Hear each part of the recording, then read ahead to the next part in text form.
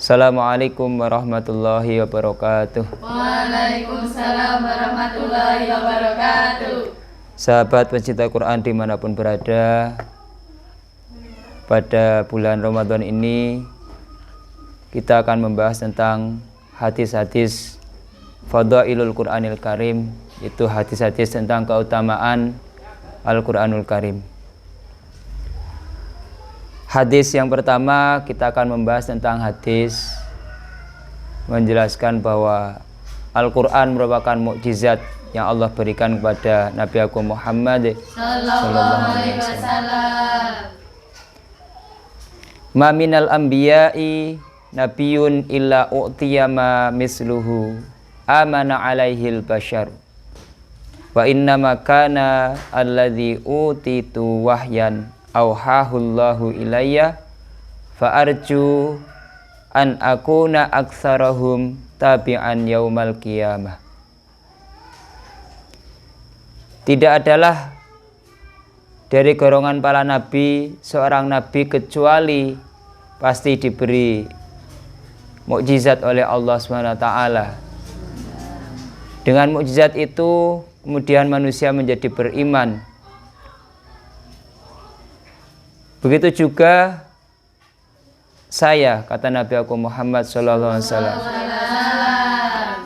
Saya pun diberi wahyu oleh Allah SWT berupa Al-Quran, yang saya berharap dengan kitab Al-Quran ini kelak menjadikan banyak sekali pengikut-pengikutku di hari kiamat.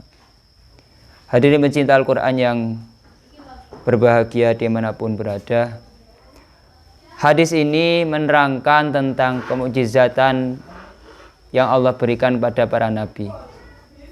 Seperti halnya Nabi Musa alaihissalam yang diberi mukjizat oleh Allah SWT berupa asa atau tongkat, yang tongkat tadi bisa membelah lautan, dan dengan tongkat itu Allah Subhanahu wa taala beri mukjizat kepada Nabi Musa untuk melawan para sihir. Karena memang pada zaman Nabi Musa yang sedang tren adalah sihir. Nah, oleh karenanya pas seandainya Nabi Musa diberi mukjizat berupa tongkat, yang tongkatnya ketika dilempar bisa berubah menjadi ular, dan ular tadi melahap semua ular-ular sihir para kahin, para sahirnya Raja Fir'aun. Ya, akhirnya dengan mukjizat itu tidak sedikit para kaum Musa yang kemudian menjadi beriman kepada Nabi Musa. Begitu juga Nabi Isa alaihi salam yang oleh Allah SWT juga diberi suatu kemukjizatan, karena pada waktu itu yang tren adalah tentang perobatan, ketabiban atau kedokteran. Maka dari itu Nabi Isa alaihissalam diberi keunggulan atau mukjizat oleh Allah SWT berupa ilmu kedokteran. Namun ilmu kedokteran yang diberikan kepada Nabi Isa berbeda dengan logika ilmu kedokteran yang diberikan pada orang-orang pada zamannya, yang mana Allah SWT memberikan mukjizat kepada Nabi Isa bisa menghidupkan orang yang mati.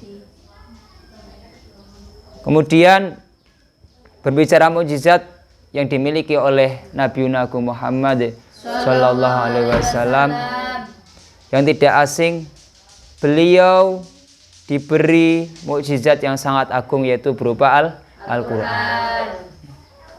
Karena yang tren pada masa itu dan mungkin masih pada masa sekarang yaitu tentang kesusastraan atau tentang sastra.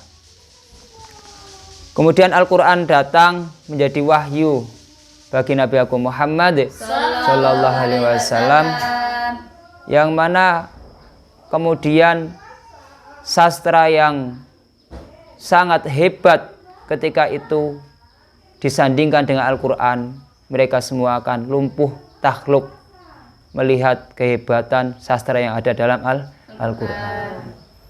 Namun lebih jauh dari itu, harapan Nabi Agung Muhammad Sallallahu Alaihi Wasallam, Al-Quran tidak hanya menandingi para sastrawan-sastrawan pada zamannya, namun Al-Quran itu bisa menjadi mukjizat, menjadi pedoman hidayah bagi umat-umat selanjutnya. Yang harapan Nabi di hadis tadi, bahwa saya berharap dengan Al-Quran ini kelak banyak sekali orang-orang yang mempelajari dan akhirnya mengikuti ajaran-ajaranku dan nanti akan selamat bersamaku di hari kiamat. Inilah Al-Quran yang menjadi mukjizat bagi Kanjeng Nabi Agung Muhammad Sallallahu Alaihi Wasallam. Dan tentunya kita sebagai umatnya sangat bersyukur, kita yang hidup jauh dari tempat kelahiran Nabi sekarang bisa merasakan betapa manisnya Al-Quran, yang tentunya Al-Quran menjadi pedoman agama kita, yaitu agama Islam. Dan Al-Quran inilah yang kita yakini nanti menjadi juru selamat bagi kita semua fid dini wa dunya wal akhirah, amin ya rabbal alamin. Demikian hadis tentang kemukjizatan Al-Quran. Semoga kita semua, khususnya para umat-umat Nabi Agung Muhammad Sallallahu Alaihi Wasallam ini, dengan mengetahui hadis ini bertambah iman kita semua bahwa benar Al-Quran adalah mukjizat. Dan kita yakini dan kita pelajari, insya Allah nanti akan menjadikan kita orang mulia dunia akhirat, amin ya rabbal alamin. Sekian, mohon maaf. Assalamualaikum warahmatullahi wabarakatuh. Waalaikumsalam.